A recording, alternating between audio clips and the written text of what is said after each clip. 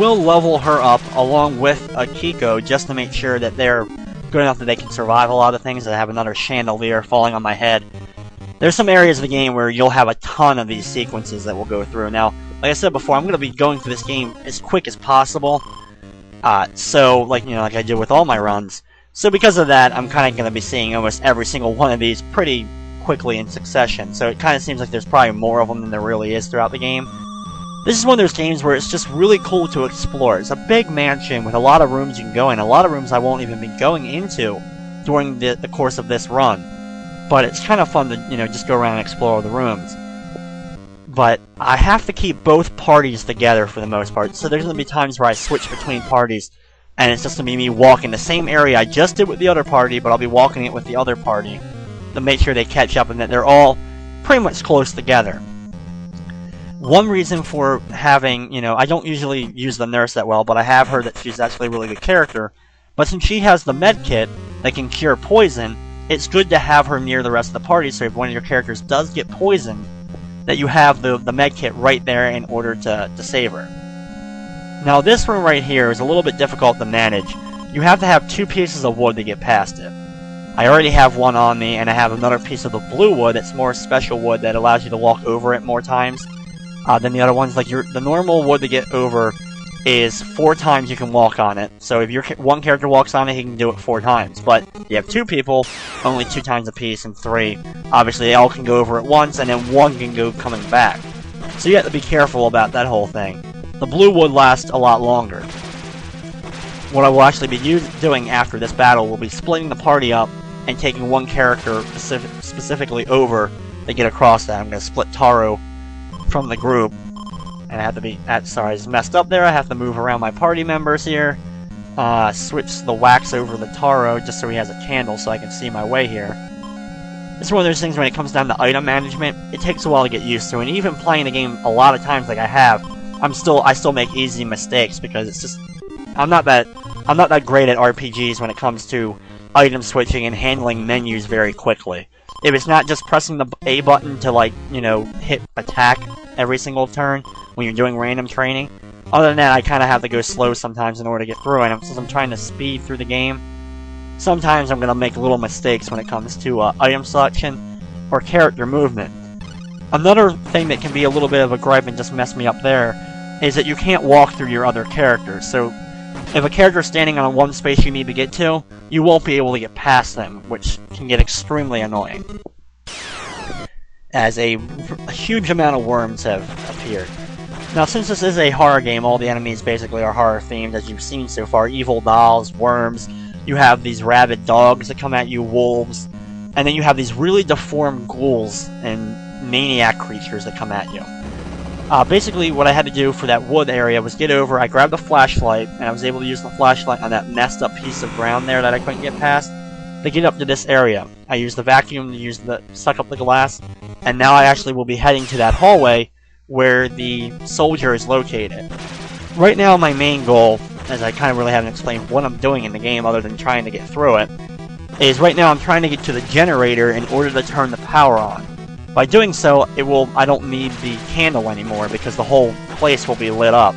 So for the rest of the game, I don't have to carry around a candle. So it's a very useful thing in order to go ahead and do that.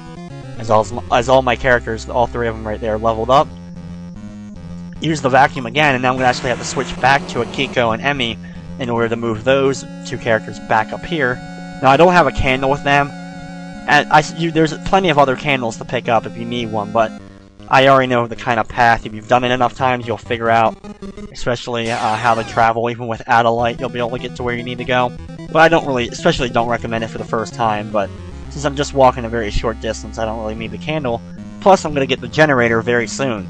So, there was really just no need to pick up the extra candle. Now, you can see that door sequence. You've seen it a bunch of times and get used to it. You'll see it probably 1,000 more times before the video is done. And that's another one of those things that's very reminiscent of Resident Evil, seeing all the doors open every time you open a door.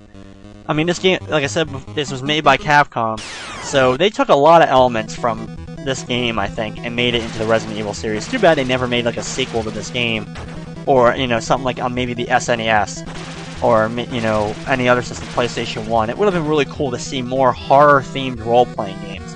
We really don't have too many of them. I think that other than this one, I'm not sure how many other ones exist. I know there's a few, but there's also some RPGs that have like elements, like the Shin Megami series has some scary moments in it, or is more dark in nature, but I don't consider it really a horror-themed game or anything. But there was not too many horror-themed RPGs. I'm sure everyone out there will know more of them than I do, so please inform me. It'd be great so I can actually have more games to look forward to and I'll actually play through them, or if I haven't already, if I can't think of them off the top of my head right now. Now, that was the first time I had to look at the statue and use the prayer points, as you saw. It's kind of that meter, that white meter that was at the bottom, in order to get the spear out of the hand. Now that I have that spear, I'm going to go to another room, which is another statue, or another armor sitting there, and I'm going to use the spear on it, and then I'm going to have to pray again in order to get the opening opened up to be able to go to the next area. So there I go, I used my prayer points. You're actually going to see lightning strike in the background right there, and it breaks open the window, and the wall fell through. I don't know how that really worked. It kind of just broke the window and then all of a sudden the hole in the wall, but opening up that hole in the wall lets us out to this little area here, where not only do I get a decent weapon there in the old sword, this is also the location of the generator. First, I make a stop here to pick up the gas tank. You have to put gas into the generator in order to use it. So, and then we're going to be now going to the generator room right after I get done this random battle, and I'm just going to go ahead and run from it. Like I said, I'm going to be running from almost every battle throughout the game.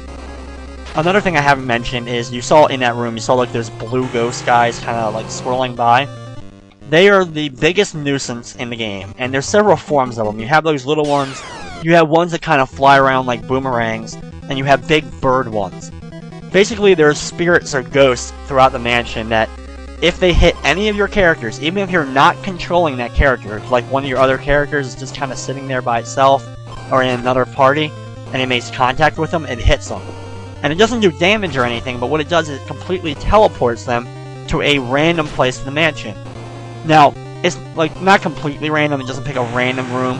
Each specific hallway where the ghosts appear takes you to a specific room, but every single different hallway and different room will take you to another whole different set of rooms. If that makes any sense, what I just said. As I just switched back to Akiko and Emmy to make sure I have to open up the generator room, and of course I need a key in order to get through that. It probably would take me less time if I kept Emmy in my main party, but since I really don't like using her because she's just a pretty weak character, I'll just go ahead and use the key there to open up the generator room. Now, one bad problem with the door opening sequence is the fact that it's the same door opening every single time. Throughout the entire game, it's always the same door opening up, which is kind of funny at one element, and just kind of, you know, whatever. The game's so great anyway, it's really nitpicking to complain about that, but I think it's humorous to mention. And there we go, I've used the generator. Now all the lights are on, as I just picked up a rope, which I'll be needing in order to get over certain gaps throughout the game. So now we can actually move on. The next area I will be going to is a whole new area that we haven't been to yet, which will end up leading me to a courtyard area, and will eventually lead me to the lake area. So our next goal, I guess our next big main goal, is to kind of find out more about what's going on, and to get to the lake. The storyline for the game basically goes to this. It's based off a movie, number one. There's a movie called Sweet Home, Japanese horror movie that really I've heard isn't very good, but it's great if you're a fan of the game, just to kind of see it once at least. But it's based on that, so it's actually a licensed game, I guess you could say, which is kind of weird because it's an amazing licensed game. It is Capcom, which, especially in the NES days, Capcom made a licensed game, it was probably going to be good. Disney games really show that off. But it is technically a licensed game. And you have this team of, you know, going in to investigate this haunted mansion. And it's haunted by this ghost of this woman. And you don't really know why she's haunting the place, but as we're going to progress through the game, you'll get more and more elements of the story of what exactly is going on. Basically, it was this woman was happy, she was happily married, and she had a kid, and all of a sudden it went horribly wrong. Now you can kind of guess what kind of, something that may have gone wrong, but you'll actually get to see it. It actually, later on in the game, has one of the cooler, if not the coolest, gory scene of the 8-bit era. There's not a whole lot of really gory 8-bit scenes, one of being, my favorite probably being Hitler's head exploding in Bionic Commando. But this is up there with it. It's one of the coolest, goriest scenes in an NES title. I know I'm kind of hyped, it's hyped up now, so I hope it at least delivers on some of the hype I've just given it, but it's really cool, and that'll be happening much later in the game. Right there's suits of armor. Start off a random battle against a giant suit of armor, which would kick the crap out of the two characters I'm currently using. So I just kind of got them into this room, and I now will teleport back to this group, my group led by Kaz, and now I'll go back to that. All I'm doing is basically tracking through the same area we just did with Emmy and